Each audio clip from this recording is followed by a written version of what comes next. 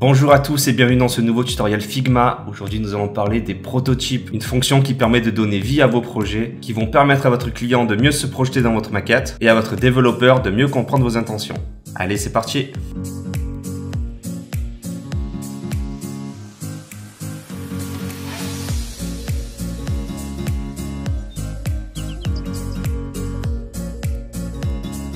La fonction prototype arrive en fin de parcours de votre création. Elle va vous permettre de faire le lien entre les différentes frames.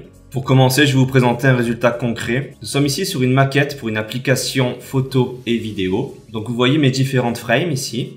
Vous avez une home pour la photo, une home pour la vidéo. Et quand vous cliquez sur les photos, vous arrivez donc sur une page comme ceci qui vous permet de modifier, de liker, etc. De même pour les vidéos, avec différents exemples, la possibilité de faire des retours en arrière. Et concrètement, quand je vais vous parler de prototype, ça va se passer ici, dans la petite fenêtre que vous voyez là. Donc là, les liens sont déjà tous faits.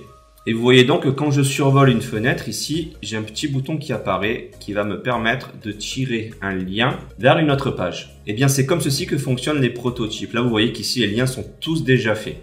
Par exemple, si vous regardez bien, vous voyez que en partant de cette photo, on atterrit sur cette page. Parce que la commande que nous lui avons donnée, ici, c'est la commande tape. Lorsque nous allons cliquer donc ici, nous allons atterrir sur cette photo-ci. Et donc de même, quand nous sommes sur cette photo-ci, vous voyez qu'il y a un lien qui a été fait entre les deux photos qui nous dit que avec le tape, on peut retourner à la photo 1 en plein écran ou pas. Donc concrètement, il y a énormément de liens, comme vous pouvez le voir, une fois qu'un projet est fini. Et concrètement, il y a vraiment la personne qui a créé tout le projet qui est capable de vous dire quoi va où et comment tout fonctionne. Donc là, je vous le montre quatre d'exemple, mais c'est pour vous montrer qu'il y a énormément de liens. C'est une grosse partie du travail malgré tout, une fois que tout est fini. Mais une fois que tous vos liens sont mis en place, vous allez pouvoir ici dans le menu présentation, hop, Figma va faire un rendu. Et vous avez donc un aperçu de votre travail. On voit qu'ici, il y a un bouton de recherche qui renvoie donc sur une frame qui fait la fameuse recherche. Bouton Friend qui vous permet de visualiser les fameuses photos, les fameuses vidéos. Vous avez un menu ici, vous avez un menu photo ici qui vous permet de voir toutes vos photos. Donc ça, c'est celle que nous avons vue tout à l'heure, vous voyez, hop, qui renvoie à cette photo-ci. On type, on l'a en pleine page. Ça déclenche aussi une galerie, on retape. Vous pouvez modifier, vous pouvez sauvegarder, vous pouvez faire back. Alors bien entendu, c'est un prototype, vous n'allez pas pouvoir modifier vos photos. Il y a un bouton pour la vidéo qui permet de lancer donc les fameuses vidéos, pouvoir mettre des likes, pour faire du partage, d'avoir un petit menu de détail, etc., etc. Donc maintenant vous avez vu un petit peu ce qu'est le prototype et un cas concret de son fonctionnement. Je vais vous montrer maintenant sur une maquette beaucoup plus simple comment vous pouvez faire votre prototype. Alors déjà, expérimentons le principe de base. Je vais créer une frame. Je vais y mettre à l'intérieur un élément très classique, par exemple ce bloc. Je vais lui mettre une petite couleur peut-être. Allez, comme ceci. Je vais dupliquer ma frame. Donc là, je suis sur la frame 2.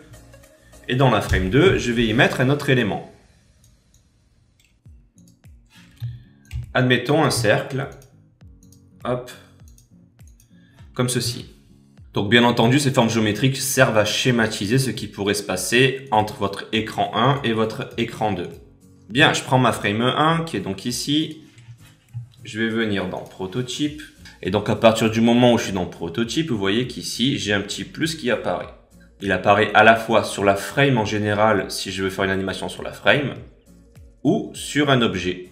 Donc là, l'idée, ça serait que lorsque je clique sur mon rectangle rouge, j'atterrisse sur mon cercle. Donc ici, le lien, il ne va pas falloir le faire sur la frame complète, il va falloir le faire que sur cet objet-là. Donc je prends cet objet-là et je tire une ligne vers la frame 2.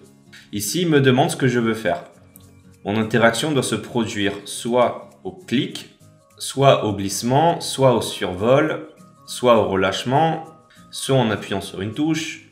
Et ceci concerne un petit peu les survols, quand la souris rentre à l'intérieur, quand la souris s'en va, quand la souris monte ou quand la souris descend. Alors on va partir sur le clic pour l'instant. Et donc au clic, on va naviguer vers, mais on a d'autres possibilités, hein. On peut l'ouvrir dans une nouvelle fenêtre, on peut fermer, on peut retourner en arrière, on peut faire un scroll, on peut ouvrir un lien, etc. Donc là, ce qui nous intéresse, c'est de naviguer vers la frame 2, donc, qui est donc ici. Et en plus de ça, vous allez pouvoir choisir une sorte d'animation. Instant, c'est instantané. À partir du moment où je vais cliquer, ça va passer dessus. Et vous pouvez aussi faire des espèces de fondus, des espèces de mouvements, des espèces de slides. Donc on va laisser tout classique pour l'instant. Et l'idée, c'est de vous montrer comment ça fonctionne. Donc là, une fois que c'est fait, j'ai juste à tester mon prototype, ici dans Present. Et donc, si tout fonctionne comme il faut, lorsque je vais cliquer là-dessus, hop, j'atterris sur ma deuxième frame. Par contre, vous voyez qu'une fois que je suis ici, je ne peux plus rien faire. Je suis à la fin de mon prototype. C'est pour ça que vous devez toujours penser, comme dans l'exemple de tout à l'heure, à faire un retour de navigation. C'est-à-dire que là, ce qu'il va falloir faire, c'est venir ici et lui donner une animation dans le sens inverse. Sinon, vous allez être bloqué sur la page où vous allez arriver. Donc, on va relancer donc dans ce sens-là et dans ce sens-là. De cette manière, vous avez créé une navigation. Donc voici comment ça fonctionne en théorie. Comme vous pouvez le voir, il n'y a rien de très compliqué. C'est juste de l'organisation. Là, on avait juste 2 frames, donc ça va relativement vite. Mais on aurait pu imaginer que j'avais par exemple une vingtaine de rectangles qui auraient renvoyé sur 20 autres pages différentes. Donc faire des liens dans un sens, les faire dans l'autre sens pour revenir. S'il y avait des tab bars aussi, pouvoir renvoyer sur différentes pages. C'est pour ça que je vous parlais que c'était vraiment quelque chose d'organisation. Je vous rassure, ça va beaucoup plus vite avec de l'habitude. Et là, l'idée était vraiment de vous schématiser le principe de base. Maintenant, nous allons faire une petite landing page que nous allons animer très simplement aussi. On va y passer de suite. Bon, alors j'ai récupéré ce fichier sur le site de Figma. Et on va donc essayer de créer une animation en partant par exemple ici, on est sur le bouton Home. On va essayer de faire l'animation qui pourrait aller sur la page About. Sachant qu'actuellement on ne l'a pas, on n'a que ce petit template. Et en plus ça, comme vous pouvez le voir, il n'y a aucun groupe, il n'y a rien qui est rangé. Donc on va essayer d'aller au plus simple là-dedans. L'idée étant, c'est que je vais récupérer ce texte-ci, que je vais un petit peu augmenter. Et ce que j'aimerais, c'est que lorsqu'on clique sur About, tout ça disparaît. Et le texte général descend au centre de l'écran. Alors, pour réaliser ceci, on va avoir besoin de mettre en place quelque chose déjà sur le desktop 1, avant de faire la suite. C'est-à-dire récupérer ceci. Je vais le dupliquer. Je vais le poser par là. Et je vais un petit peu tout centrer à l'intérieur. Alors, c'est vraiment juste pour faire une démo, hein. Hop, là aussi, je vais tout centrer. Donc, on met pas mal de texte. Je cherche le centre. Donc, admettons ceci. Alors, ça et ça. On va faire un groupe, nous, quand même, de l'autre côté. Ce groupe-là, je vais le positionner ici. Et je vais le mettre en opacité à 0. Donc là, du coup, vous ne le voyez plus. Alors, on dézoome un petit peu. Je vais récupérer l'intégralité. Je récupère tout. Et je vais dupliquer. Hop. Pour en faire un desktop 2. Et maintenant, on va aller travailler un petit peu sur desktop 2. Alors, desktop 2, déjà, on va travailler sur le About. Donc ici, là, le bloc que j'ai fait tout à l'heure va me gêner. Donc celui-ci, hop, je vais le masquer. On y reviendra tout à l'heure. Donc ici, le About, on va le mettre à 100%. Par contre, le Home... lui va passer à 70.